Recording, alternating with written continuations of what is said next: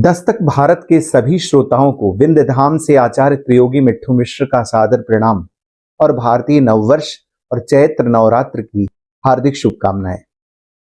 नवरात्र के दौरान माता विंध्यवासिनी की विशेष पूजा अर्चना की जाती है। नवरात्र में मां अपने 9 रूपों में भक्तों की आराधना स्वीकार करती है। इन 9 दिनों में भक्त मां के विभिन्न स्वरूपों की पूजा करते हैं, जिससे उनके जीवन में शक्ति, शांति और समृद्धि का संचार होता है।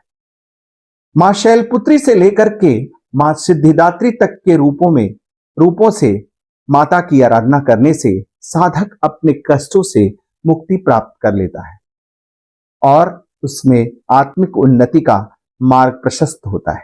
नवरात्र केवल देवी की भक्ति का पर्व नहीं है, बल्कि यह शिव और शक्ति के समरूपता का भी प्रतीक है। माता विंध्यवासिनी को शिव की 5 शक्तियां चित्त, आनंद, ज्ञान, इच्छा और क्रिया के रूप में पूजा जाता है। यही कारण है माता विंध्यवासिनी को शिवा और विंध्यवासिनी कहा गया है। माता विंध्यवासिनी शिवा की मुख्य शक्ति हैं, जो ब्रह्मांड की रचना, पालन और संहार का कार्य करती है। यही शक्ति विश्व कल्याण का आधार है। माता विंध्यवासिनी को त्रिकोण रूप में पूजा जाता है। यहां पर विंध्यवासिनी धाम में त्रिकोण का भी विशेष महत्व है। त्रिकोण को जिसे शैवागमों में त्रिपुरा के रूप में जाना जाता है। शायद ही कोई साधना हो जिसमें इस त्रिकोण की कल्पना न की गई हो। महालक्ष्मी, महाकाली और महासरस्वती का त्रिकोण ब्रह्मा, विष्णु और शिव के त्रिकोण के साथ जुड़ा हुआ।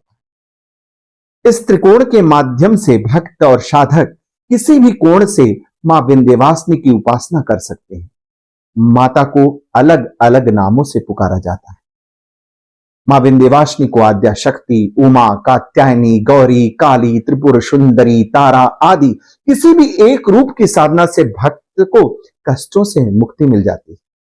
नवरात्र में माता के 9 स्वरूप शैलपुत्री, ब्रह्मचारिणी, चंद्रघंटा, कुष्मांडा, स्कंद माता, कात्यायनी, कालरात्रि, महागौरी और सिद्धिदात्री की आराधना की जाती है। मां विंध्यवासिनी अपने को इन 9 रूपों में विभक्त कर भक्तों के पूजन अर्चन को स्वीकार करती है।